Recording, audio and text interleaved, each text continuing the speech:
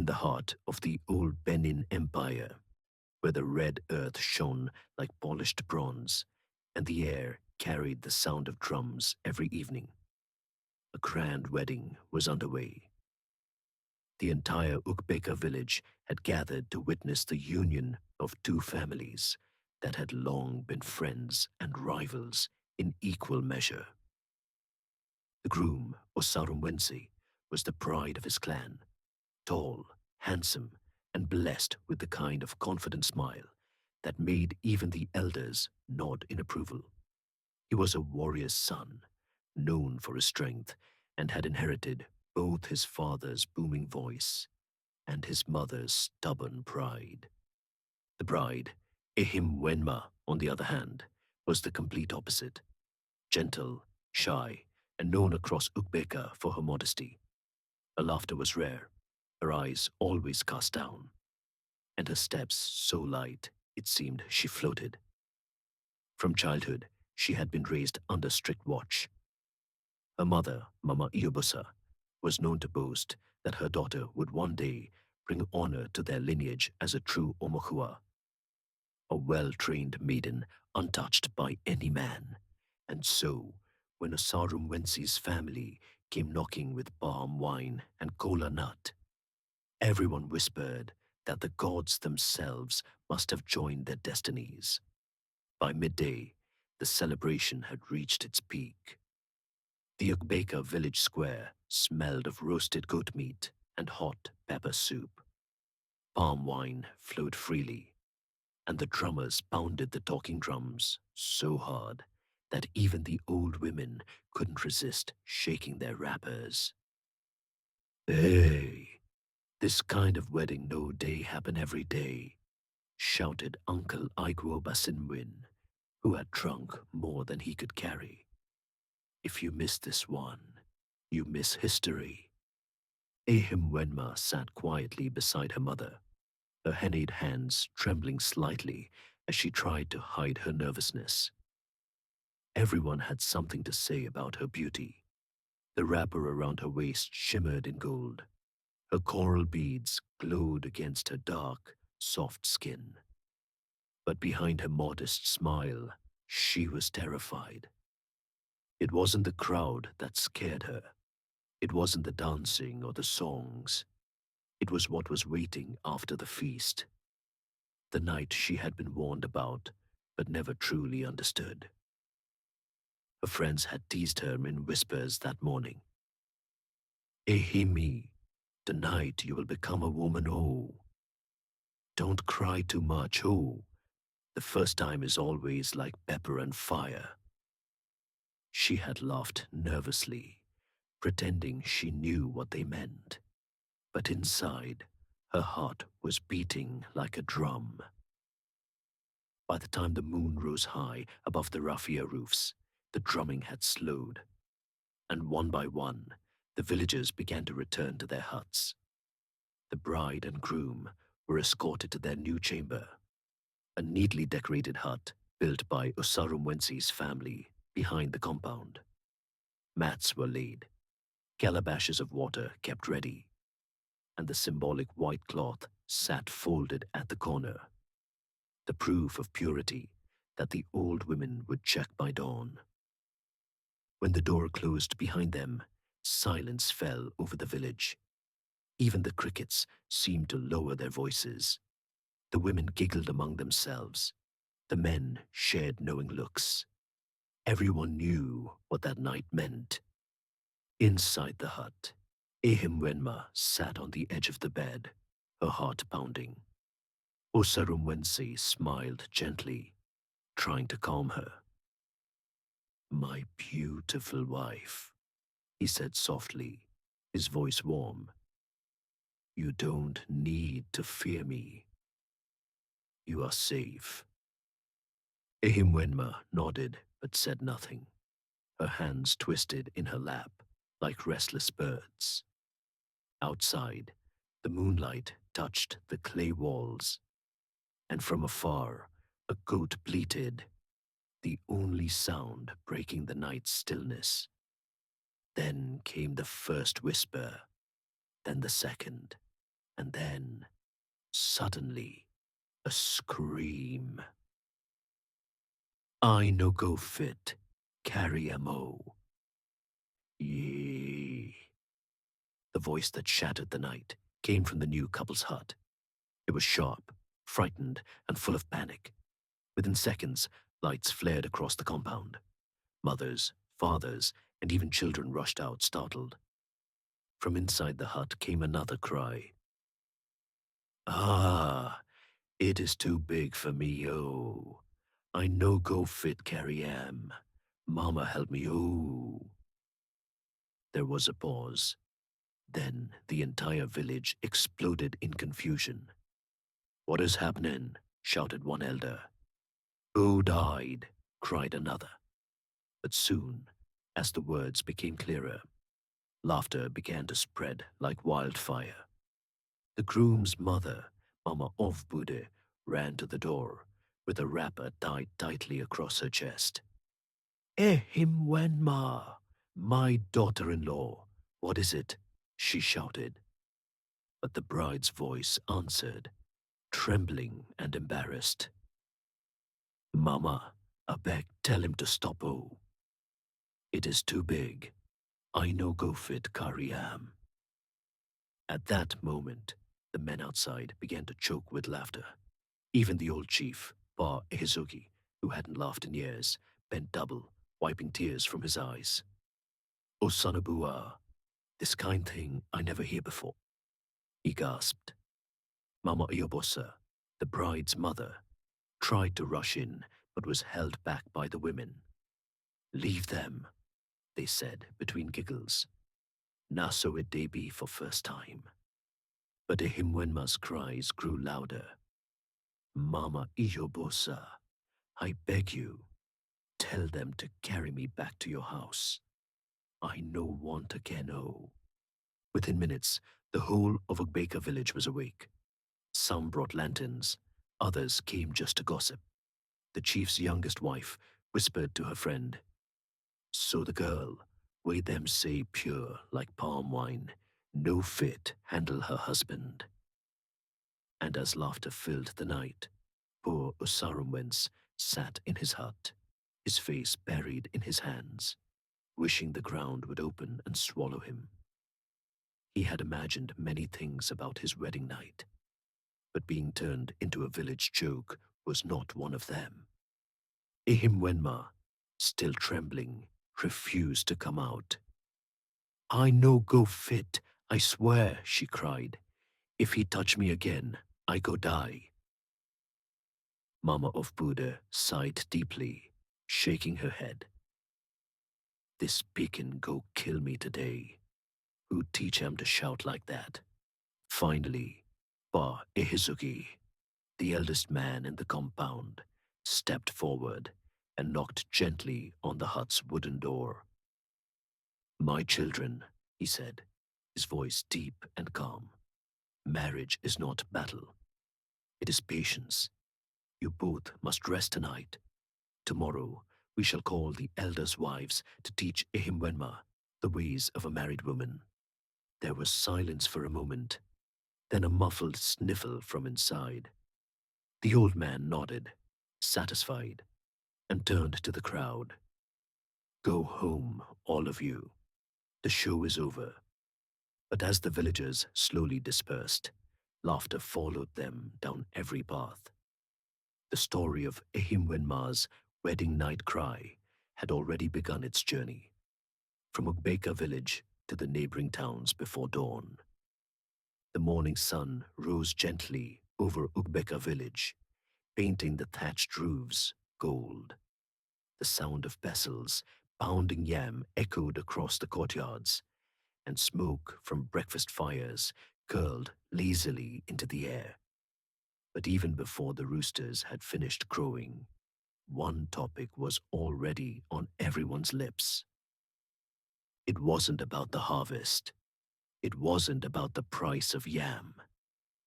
It was about Ehimwenma's wedding night. At the village stream, the women gathered early. Fetching water was now just an excuse to gossip. The usually calm Ebo stream became the court of laughter and whispers. "Did you hear how she shouted?" asked Mama Uwaifu, trying not to laugh too loudly. "Who never hear?" replied another woman. "Even my mother in Ikenwan says she hear am from her dream." They burst into laughter, slapping their thighs and mimicking the bride's words. "I no go fit carry am o," one woman squealed, bending over with laughter. "Ah, this our village don't get new proverb," another said between giggles. "From today, if anything heavy pass your power, just shout, 'I no go fit carry am.'" By the time the sun was high, half the empire had heard the story. The market women sang it in jokes. The hunters used it as banter. Even the palace guards of the nearest chiefdom whispered it while patrolling. Meanwhile, in the compound of 𝐸𝐮𝐬𝐫𝐞𝐿, the atmosphere was heavy with silence. 𝐸𝐮𝐬𝐫𝐞𝐿 refused to come out of the room. Her face was buried under the wrapper, and she had cried till her eyes were swollen. Her mother, Mama Ijubosa, sat beside her, trying to console her. "My daughter," she began softly, "every woman goes through this. The first night is not easy, but shouting like that, you turned your husband to village story." 𝐸𝐮𝐬𝐫𝐞𝐿 sniffed. "Mama, I was scared. Nobody told me it will be like that. I thought I was dying." Mama Ijubosa sighed. "You are not the first, and you won't be the last. But 𝐸𝐻𝐶𝐻 is a good man. Don't push him away because of fear. Today, the elders' wives will come and teach you everything." Outside, 𝐸𝐻𝐶𝐻 was sitting on a low stool, head down. His friends gathered around, trying to cheer him up, but each one's effort only made things worse. "Ah, my friend, you too strong," teased Ogieva, his closest companion. "The whole village hear your victory cry." "Victory?" 𝐸𝐻𝐶𝐻 groaned. "Now shame, you mean? You people don't understand. She thinks I'm a monster now." The men laughed, but one of the older ones, Uncle Agbi, placed a hand on his shoulder. "My son, a woman's heart is like snail shell. You don't break it by force. You warm it by patience. Let her trust you. Love will teach her what strength cannot." 𝐸𝐻𝐶𝐻 nodded slowly. "I only wanted her to feel safe," he murmured. "I never expected her to scream like she saw a ghost." By noon, a small council of elderly women arrived, led by Mama 𝐸𝐶𝐻, the oldest and wisest midwife in Ugbeka. Her face was wrinkled like folded cloth, but her eyes still carried the sharpness of youth. She entered the hut without knocking, carrying a calabash of palm oil and herbs. "Hey, so this is the famous 𝐸𝐮𝐬𝐫𝐞𝐿," she said, smiling gently. "The girl who woke the ancestors last night." The younger women outside stifled laughter, but Mama 𝐸𝐶𝐻 raised her hand. "Enough! Marriage is sacred. Let no one mock her again." She turned to 𝐸𝐮𝐬𝐫𝐞𝐿, who sat trembling on the mat. "My daughter, you did not sin by being afraid. But remember this, a wife's strength is not in her fear, but in her courage to grow beside her husband." 𝐸𝐮𝐬𝐫𝐞𝐿 nodded quietly. Mama 𝐸𝐶𝐻 continued, "Tonight, you will not fear. You will talk with your husband. Let laughter replace your fear. Let friendship come before fire." The words settled into the young bride's heart like calm rain after thunder. But outside, the matter was far from over. The village gossip, Mama of Bokan, was already spinning tales faster than the wind. She sat at her wooden stool near the palm tree, surrounded by eager listeners. "Listen well, my people," she began dramatically. "I was the first to reach their hut last night. I even heard the girl shouting, 'O son o' boa, I no go fit carry yam. I swear on my late husband's yam barn.'" The crowd roared with laughter. "En, so what did you see, Mama Ufbakan?" someone asked eagerly. "I didn't see much," she said, pretending to lower her voice. "But I know one thing. That girl go remember last night till she old." From there, the rumor twisted and grew. Some said the groom used charms. Others said the bride fainted. Some even claimed the ancestors appeared in the room. By sunset, the entire 𝐬𝐿K&x had built 10 versions of one story, and each one more dramatic than the last. The next morning, word came from the village chief, 𝐬𝐿K&x himself. He wanted to see the couple immediately. The message alone made both of them nervous. When they arrived, the chief sat cross-legged on a raffia mat, his coral beads glistening in the sunlight. Around him sat a few elders, pretending to be serious, but struggling not to smile. "𝐬𝐿&x, 𝐬𝐿&x," the chief began slowly. "You two have brought entertainment to my village. Even my wives laugh in their sleep because of you."